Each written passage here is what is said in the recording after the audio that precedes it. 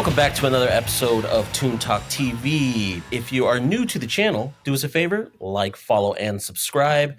Check out all our social media channels linked in the description below. And check out our Patreon page, patreon.com/wearethetelevision. Today, we have a pretty sweet guest. You know him from regular show, Teen Titans Go, my personal favorite, Midnight Gospel, and many more. He's also the co-host of the Creative Block podcast and creator of Bodyhead, now available to watch on Adult Swim. Welcome to the pod, Sean Glaze, a.k.a. LordSpew. Hey. What up, Lord? Mr. Spew. Do we call you Lord or Mr. Spew? I think sometimes people go informal and they call me Spew. I'm like, Mr. Spew is my father. Spew it is. So my first question for you today is, do you sleep? I seriously have woken up at 5 a.m. in the morning and have seen you have been still streaming from the night before for like 7 hours. I've seen you do some long ass streams. So do you sleep? I just sleep at times that normal people don't sleep, I think. I work better at night, and I don't. It's sort of like whenever the creative juices are flowing, that's how long I'm going. You know, Dude, that's Nice. you got like that Hunter Thompson vibe. Like that was Thompson's schedule, man, just working through the midnight hours. yeah. I mean, I also think that it's really cool that I know that I can sign on and go live at almost any time of the day, and I'll have like a similar view count. Like the fact that there's people like in Australia or whatever that watch me at night, or there's people, you know, here that watch me if I went live during daytime hours, even though they're going to call me out for streaming during the day. Like, what, are you sick or is there something wrong with you? Speaking of that, so like, do you slot out times for that? Like, or do you just kind of like, I'm in the moment, let's turn on a stream? I either stream when I have something good to work on, or when I stream for a few reasons. Sometimes I stream when I don't want to do any work and when I want to just kind of goof off and chat. Sometimes I stream when it's for a collaborative thing. I'm having a guest on the stream. Sometimes I stream because I'm having trouble getting motivated, and streaming will make me sit down for 8 hours and be witnessed by people, and I'll have to move my pen. So there's multiple different reasons, and for that reason I usually don't stick to a set schedule. I just usually try to stream at least like 3 times a week.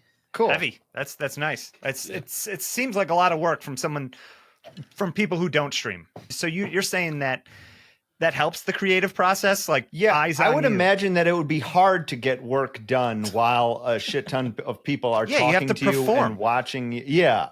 So that's why you'll catch me streaming for a long time. Okay. because I'm maybe getting 3. It's like dog years, but it's like streamer. Like I'm working in streamer hours. Like I've gotten 3 hours of streamer work done, but it's actually like 8 hours of time that I've spent. Gotcha. You say that, but I've seen you crank out a drawing super, super fast. I've seen you do. I've been watching you since like Dueling drawing requests. Whoa! OG. Okay. Yeah. And it was just very impressive to be able to talk, be entertaining, and like fun with a group of people, but also be able to crank out a drawing within like a minute or something, and it still like looks good. So I don't know if there's a question in that, but I'm just saying like, that's impressive. Do you think that plays into being a good storyboard artist? Because I'd assume you have to crank out a lot of those. Yeah, most storyboard artists are super fast at drawing. But I think that also it's not just that they're super fast at drawing, it's that they're okay with a drawing not being completely finished.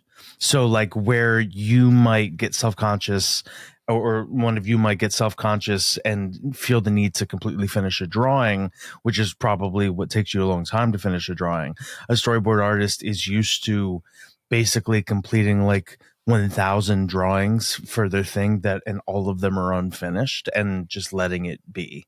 And I think that's sort of the superpower of the storyboard artist a little bit, is like, yeah, we're fast at, to train to do that. You have to do a lot of speed figure drawing and get really fast at drawing the characters and sort of figure out a shorthand so you can draw them more quickly, stuff like that. But yeah, I mean, I think a big part is that sort of ability to be okay with a drawing not being completely done, and you're like, okay, it's finished. Yeah. So I've seen, you said you called yourself a storyboard artist, but you're also a creator. I've seen you direct as a director. What would you consider yourself? I would say at this point in my life, I'm a creator director kind of. I think that for a long time I was a storyboard artist, and so that's, I think, reflexively what I call myself. And I think even so, like, I think that's like my strongest ability that I draw from when I direct things. Like, I'm usually the most hands-on on projects that I direct in the storyboard phase. But yeah, so I think most directors are a little bit like that. Like there are some directors that are like, they're stronger with color or with illustration, and they focus more on that phase, or they're stronger animators or whatever it is. Yeah. Well, speaking of storyboards, just a little geek moment before I let Fred ask the question, but I have one of your storyboards from regular show, man. In fact, we all have one from an episode of regular show, dude. Oh shit! How did you guys? You guys robbed Lee? We robbed Lee. Beat him up and took him. I was lucky enough to win one of the raffles, and it was this, and shared it with the boys. And so yeah, we got a piece of that artwork from you, man, and it's fantastic. Regular show is like one of my favorites. Dude, that's sick. I'm glad that they've gone to a place where they're in a frame instead of in a box under my desk. And it's a better place for it. Tell us about regular show. Regular show was it was an interesting gauntlet to run. It was an unconventional show for many reasons. One of them being we storyboarded on paper, which is evidenced by the fact that you have something that you can frame that has like sticky notes and actual ink. Yeah. Most shows are storyboarded digitally. The other one is that the storyboard artists wrote all the dialogue, so we would get an outline from the writers that tell the overall story structure, and then we would go off with our storyboard partner, and we would write all the dialogue, like a rough pass, and then we'd split off and do a rough thumbnail pass with that writing, and then you'd hang up all your papers in a room with all of the other storyboard artists and the directors and JG, and we would have to pitch it out loud what would happen. And so we would have to like do you'd have to do a little bit of the voice. I mean, I don't know if anybody was actually super good at doing the voices, but like we would all, sort of do the voices and ham it up in front of everybody. And I think that experience is interesting because if you pitch it badly and you don't have that charisma or whatever when you're pitching it, it could mean that your joke gets cut. So it's like you're performing for the life of your drawings a little bit. Yeah. Have you gotten funnier because of that? I feel like your performance would have to get better if you're up in front of people like saying dialogue and it has to get like a laugh. I'd assume, man. Yeah, I definitely think you get better at pitching and maybe better at storytelling. I think that you start after your first few, you realize that there's a certain way that you have to read them, a certain speed that you have to read them, and you have to assume that people are looking at the panels, so you're not explaining what happens in every single one. It's mostly the key story points or the key dialogue panels. But yeah, I mean, I think you sort of have to get a little bit better at performing, and what does make you funnier, I think, is the fact that you do that, and you do that it's either 2 or 3 times you pitch it in front of everybody. I think it was 2, and each of those times basically a room full of board artists and and decision makers on the show critique your jokes, critique the way you wrote them. They would say, like, he wouldn't say that, they would say, over here, that's not something they would do. And what you end up doing is rewriting scenes over and over again until it fits. And I do think that learning to rewrite jokes and punch up jokes is something that makes you funnier. I think performing does too, but yeah. I think that's wild because that doesn't seem like your job as a writer. Like you're the storyboard artist. Like it sounds like they're putting a lot on you with that. Old show like Looney Tunes that was almost written by board. Like there's board driven shows, right. And there's yeah. So speaking on the pitch, I saw on your stream the other day that you had just a 1-page pitch for Bodyhead.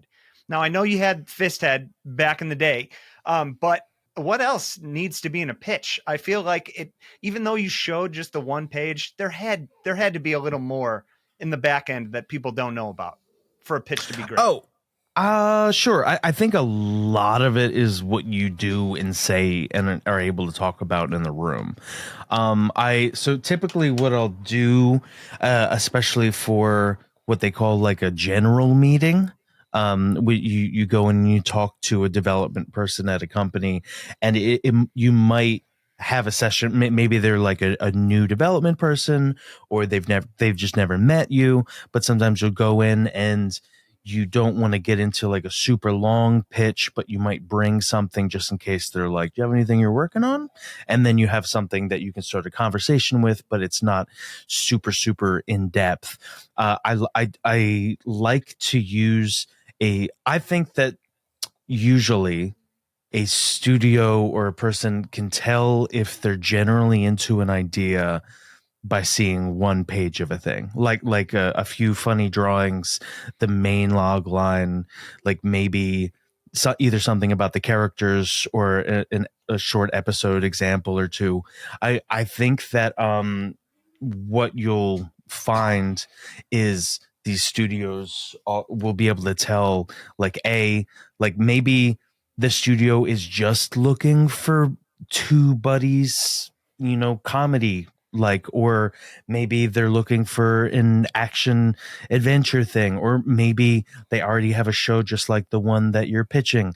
And so sometimes it's nice to not do a full Bible and just kind of like, it's like dipping your toe in without doing too much unpaid work, just to see if you're in the ballpark of something they're curious about. Like if you can give them something that they're like, I'd like to book another meeting to see more of that, then I think that it is kinder to yourself and also waste less of their time. Maybe. Yeah. I don't know. I've got a question that sort of has to do about that. But first of all, Bodyhead, it just reached 50K, or it's probably a little more. Congrats, man. That's fantastic. Awesome. That's really cool. Thank you. Speaking with them, like you kind of said, you talked about speaking with the execs or the people behind the scenes before and pitching it. Are they talking to you now? Like after it's hit like 50K, do they say like, hey, congratulations? Like, is there like things happening, or it's just kind of like, we'll see? I think that we'll probably talk after all of it happens. So I think with each new episode, there is a new chance at a bunch of people watching the first episode.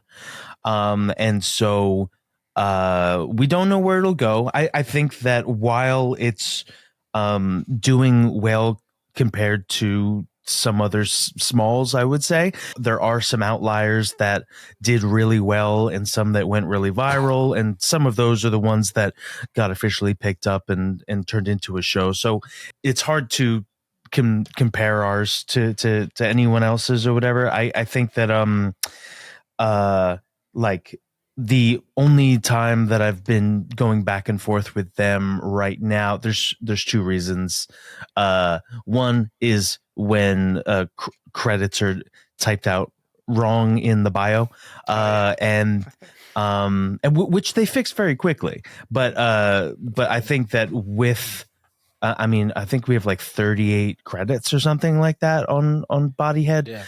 It's easy to make a mistake, whether you're, you know, copying and pasting stuff over or whether you're manually typing it out. So the other one is that we've been doing an 11-minute cut down of basically I have 15 minutes of total in this web series, and Adult Swim did an 11-minute edit that it's like a censored version for broadcast, and so I've been going back and forth with them approving that. And then there's I think that there's a screening or something in November that I've been talking with them about that I have to so a lot of it is more like rollout stuff, like, hey, you know, like, are you guys able to share this promo we made? Or like they'll send me the snippet that they're going to post and they're like, is this an okay promo? Does it spoil too much? Like that's that sort of stuff.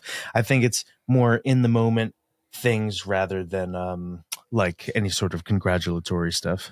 So I believe at some point during one of your streams or something, you said that Adult Swim doesn't have a huge budget for these smalls. They're like YouTube series. But this one feels like a much bigger scale in terms of like a ton of people working on it. And I've seen ones you've done before with the home improvement and like other small shorts. But what's the difference between working like boarding almost by yourself versus organizing a team of people, getting them all to like them on the same page? I feel like you're in more of a director, like a leader, like a project role in this. manager role. Yeah. Wrangling everyone in. Can you talk about that a little? Yeah, well, I got to experience both sides of that because the Bodyhead was started last October. So I've been working on it almost a full year. And you were talking about a small budget. I mean, I'll be completely transparent. It's about 15,000, but 15,000 stretched over a whole year. You go through it pretty quickly, and then at a certain point, all the money is, you know, you're not making anything. You're paying your crew, you know, that sort of thing. And I will say, just shout out to the crew. There are a lot of people on this crew that were volunteering when money ran out, and it was one of those things where like the trade-off is like maybe they're a little bit newer and I'm spending extra time teaching them how to clean up, or they're just offering their work because they're very kind, but it is one of those situations where I think that it was an ambitious project, and you know, and maybe we bit off a little bit more than we can chew. I think that I have some things that I would do differently if we made more in this capacity. But basically at the beginning of the project, it was just for about half of the project, it was just me. So I was writing and storyboarding.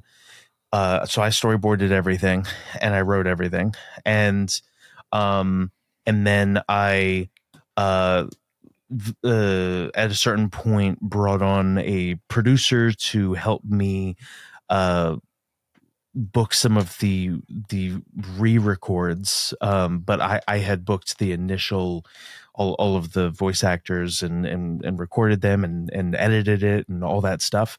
And then at a certain point I realized I was bottlenecking, and I was like, okay, I need a producer. I need to start getting some animators on board, or some background designers, stuff like that. And so I ended up starting to hire my team, which it ended up being pretty extensive at the end, just to get it done, especially for an indie project. But so I've kind of been on both ends of that. There's like me just working alone for half of it, and the kind of the isolation of that. And I'm sure I drove my wife crazy, like pitching her different different things. She's like, dude, I don't know how to solve that problem. And I'm like, and I'm like, yeah, but like this voice isn't hitting right. Do we have to recast it? Like, what do we do? Do we have to like rewrite the beginning to make more sense, because you can't tell who the bad guy is? Like, it's a bunch of guys with like body parts for heads. Are people going to think they're bad guys? But like the bad guys in the episode are charity canvassers, and those are supposed to be good guys. Is that confusing? And like, who are we rooting for here? But those are good problems to have. I feel like if that's your worst like problem, is you getting like worried about that shit, like that sounds fun. Like at the end of the day, you're like, this is fucking awesome. Chugging Pepto, dude. Yeah. So was the plan at first to do it yourself, or was it always a plan to hire on people? The plan was to do it. The plan was to do it myself. Yeah. Damn. Yeah. That's a lot. That's a lot. I did see. I saw your too much. Your storyboards for it, and I'm thinking like, that's a lot of work for just storyboards. Like, when you showed the animatic. And you were saying how you did all the, like, I was amazed. I'm thinking, hand some of that work off to the animators on the show. Well, what ended up happening was I realized that what I needed to do was do really clean boards, and then hire a bunch of cleanup artists to basically like, hey, like, don't worry too much about in-betweening, like, just clean up the drawings that I have. I'm going to do the drawings as cleanly as I can as I hand them off to you. And in some cases I went back into the boards and I made them a little cleaner right before I was handing them off to people. But yeah, no, I mean, you are right. So I had, before Bodyhead, I had done a web series that was all by myself, that was about 7 minutes long, and it was called Trash Talk Arena, for a Studio Digital, and so that sucked and it was hard, but I was like, I've done it.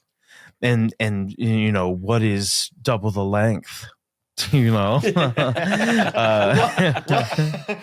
there's 7. I saw 4 episodes in that. It's 7 minutes. It's 7 minutes, but it's a total of 4 episodes. Gotcha. That's all you. So aside from the music and sound effects, I worked with the same sound designer and sound designer / composer as I worked with on Bodyhead, Ronnie Sharon, and aside from the voice actress Gia Ligamari, who played Trashly, everything else was just me, and love it. It's impressive. I mean, even like the writing, I like. It's such a great concept. Just a fantastic concept. It's like, but just the battle scenes in Trash Talk. Like, I could tell that you're influenced by some of the same stuff that we were influenced by when we were kids. Yeah, I mean, I like a lot of anime. I mean, I like a lot of different stuff. I think that my style comes sort of at the intersection of old like kind of ugly 90s cartoons, mixed with anime, mixed with kind of like early Newgrounds cartoons. I feel like that's where I my see style that. sits. I see that. You said you said something about your drawings once on stream that resonated with me, and I thought it was a cool way to look at things. When someone requests something or when someone tells you to draw something, the first thing you think of is, how can I draw this in like a different pose that no one has seen before or something? Like if someone tells you to draw someone eating something, you're going to make the angle kind of crazy or something. Well, it's either making the angle crazy or like who is eating it, or is there a funny way that they're eating it, or like is there a reason that I'm drawing this rather than like just anybody? Like, I'm not going to do a photorealistic person eating spaghetti. Like, I'm probably going to try to figure out like why is this funny? Why am I drawing this? Because I want to have fun too, and it'll make other people laugh if they're caught off guard by a joke that I make on the fly. And that's not always what happens. Sometimes I'm like, here is just a regular spaghetti drawing. I didn't have that much fun. but I mean, that's sometimes just how it goes. Sean, you just talked about like the amount of work that kind of went into Bodyhead. And then almost like a week ago, you did that stream where it was kind of like all this behind the scenes content that was really great.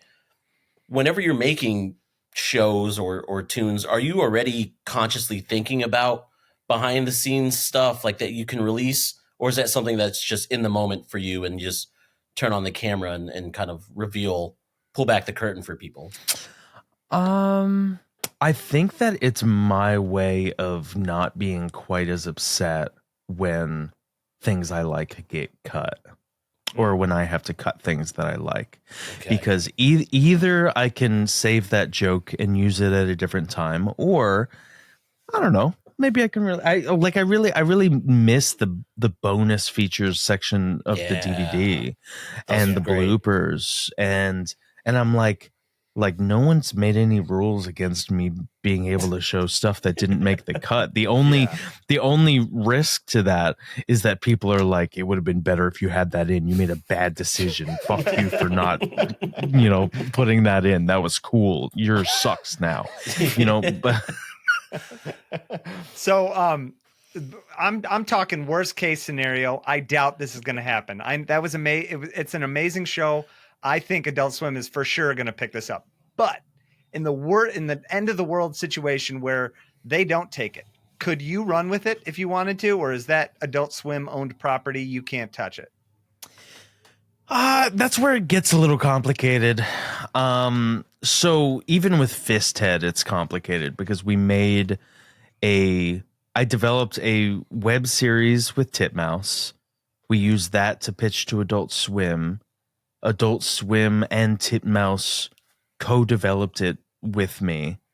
And so it's like, do they own the actual character FISTHEAD? Have they paid me for the intellectual property, like as an official payment? No.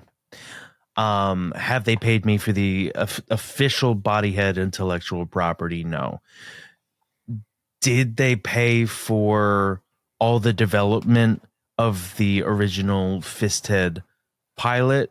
And did they pay for the development of Bodyhead? Yes. And so what ends up happening is, like, if I were to run with that or have pitched that at another studio, they more than likely would have to buy a certain amount of the rights or development. Kind of, you'd have to buy it away from them a little bit. Now, would they be good sports about me just vowing to never make money off of it and just make it for free on my YouTube channel? I could probably get away with doing that, and they would pity me enough to not send their lawyers or something like that, as long as I wasn't making money. But I think more than likely this is and if this has a life, it's either going to be at Adult Swim, or we really take it through series production at Adult Swim, it gets a certain amount of popular, and then I'll have some ability to, if I ever needed to sell it somewhere else, another company would be like, oh, all these people like it. I think right now, as much as I appreciate 50K views on a YouTube video, I don't know if that's a selling point for a different studio. You know what I mean? Yeah. I hear you. So, I mean, I've only seen episode 1. You got 2 more coming up. I'm sure you can't say too much about it, but does it end with enough closure where you'd be happy with moving on to something else afterwards?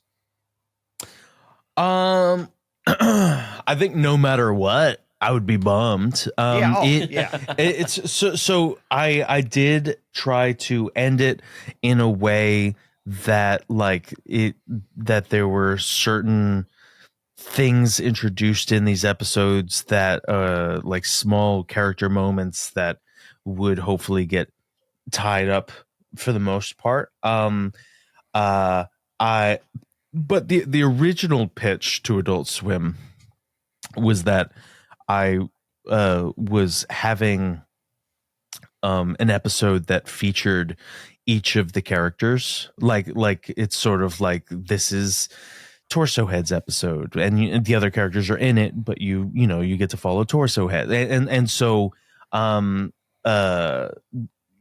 love to be able to tell more of that, and to go deeper into them going to college, because I think that honestly we're only kind of covering the premise pilot style intro to the situation that they're in. We're setting up the plot, but like, what is it like when they're taking a test at school and they have to split apart to cheat? What is it like when they realize that the teacher is one of the people that pays for Pelvis Head's OnlyFans account? And what is it like, can they use that to their advantage? Like, when they start splitting off and partying and getting into individual exploration, is it harder to like reassemble? I mean, like, those aren't things that are concrete episodes yet, but that's stuff that I want to explore. It's like them going to college and sowing their wild oats and stuff. Yeah. So basically you have a massive story arc in your head right now that you're ready to just put out into there's a bunch of story there's a bunch of stories there. I don't know if I have like grand story arcs with huge villains or whatever planned out yet, but I have definitely more than this to tell. And I think the fact that there's 7, like, it's a bunch of main characters, and it takes a long time to get to know each of them, and I'd love to explore more with you. Nice, man. Well, like we said, we wouldn't keep you too long, but I do have one final question, at least for myself. I saw that you were with Chris Parnowski and Luke Gygax recently. Like, what the fuck, dude? Like, were you playing some D&D? So I was not personally playing D&D, but I am a part of their campaign. It's Drunkards, Druggies, and Delinquents. They're putting out a role-playing drinking game. Wow, that sounds awesome. And it's one of those, it's like you get to role play as your character. You make a character sheet and you fight drug and beer themed monsters, and as punishment you got to take shots, or you got to drink some beer or whatever. And I got to do some illustrations for some of the cards, cool. Like the monster cards or whatever that you draw, the item cards, and so they did a live stream yesterday, and I was joined by Will, who made the show Mr. Pickles. I was joined by Pendleton Ward, Creative Adventure Time, and a bunch of really rad artists for this like little live stream. They're funding it on backer kit. I think they just reached 3 times their goal for Nice. 30K, and so they're going to be able to put extra in there, put extra fun stuff in there. Oh yeah, and there was Heather Mahler, who did a bunch of the cover art for it, and we set up a little drawing camera, so while they played through like a little round of how it would go, I was like drawing some of what was happening live, like that kind of thing. Nice. Well, one more question before we let you go. Speaking of other artists, what are you currently listening to, watching, reading? Is there anything right now that influences the work that you do? What am I listening to? I mean, I listen to a lot of music. So that's always there. I've been listening to. You play music too, right? I do play music. I play some death metal kind of stuff. I know you had a little night verses on one of your streams. I love night verses, man. Yeah, me too.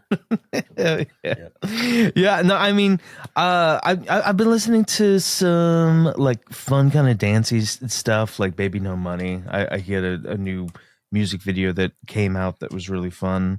I like that. I've been watching some new anime. The Dan just came out, and the Uzumaki just came out. And that was awesome. Yeah. I love that. I don't know why people, it got a lot of hate for the second episode with did the it animation. Really? Yeah. It did. It sounds like their studio. It's, to me, it sounds like one of the executives fucked them over or something. That's what I was reading. I have a feeling they got like the time that they had to animate the episode cut in half or something. Something big happened, and they were forced to send an unfinished product to air.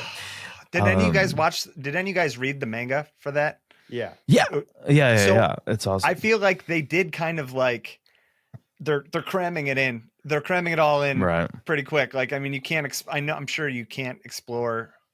I don't know. I don't know if they could explore that, did the whole story or not. Yeah, you can only do so much if you mix a million like different story arcs in 4 episodes. Sure, right.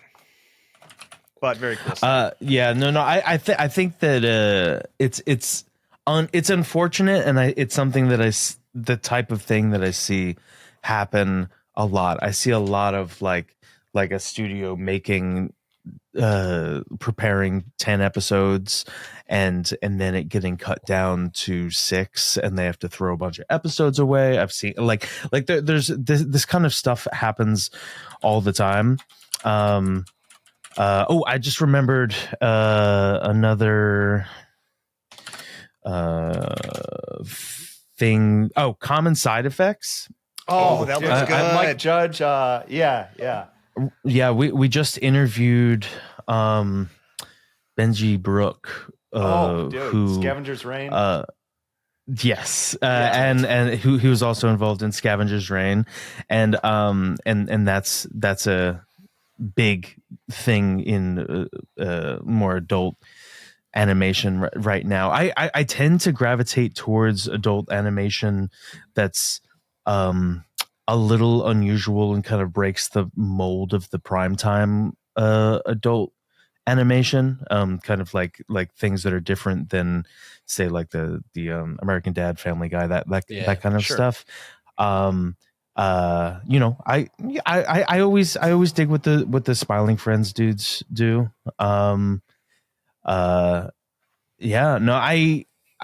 always listening to a lot of stuff, but I think lately I've been listening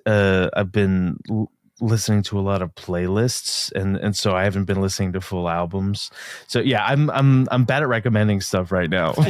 But one last thing I wanted to hear. I was a huge fan of Ugly Americans. I saw were you an intern on that, or did you do storyboards on that, or what? I was an intern on that, and that was back in the early kind of like Wild West of American studio animation days, where there was a season of that where I would say more than half of the crew was interns. Really? like Wow. the show was made like a lot of the show was made by unpaid interns. Get the hell out of here. Basically they would have shifts of like 8 interns would come in every day, and each intern would come in once a week. And so they would have all these interns come in, and every day there would be a bunch of interns, and they would do like in betweening, or they would clean up some backgrounds, or like it was like actually drawn. Like currently interns are not allowed to do art on shows. Like they're not allowed to draw anything on any of the frames. Like maybe they can help like organize a file or do something like that, but for the most part they're not allowed to actually do production artwork.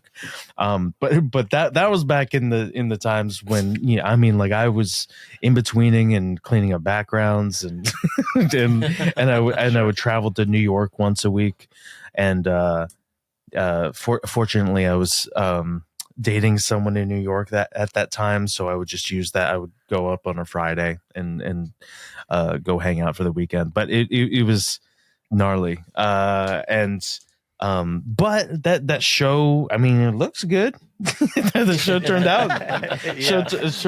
And I believe that wasn't the case for all seasons. I believe that there was maybe one season when it was made. I mean, that. it's only 2 I don't know. seasons, right? I liked both 2 seasons pretty good. Like, Yeah, they were both pretty even to me. awesome. Yeah. Yeah. Listen, I liked I liked the season made with slave labor. It was just as good. Yeah. I only like slave labor shows. So Yeah, let's just say that the unpaid labor did not taint the Quality of the product. taint the quality of the show. Yeah. I didn't get a bad feeling from it. It felt good. Yeah. all right, Well, Sean, hey, thank you so much, man. Yeah. Lord, thank you so much for coming on the show. Thanks for having me. Be sure and like, follow, and subscribe. We'll link to all of Lord Spew's stuff down in the description below. Be sure and check out the new episode of Bodyhead.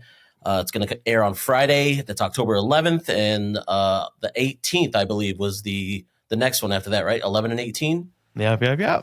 All right, there you have it. Thanks for tuning in. Catch you guys on the next one. Thanks.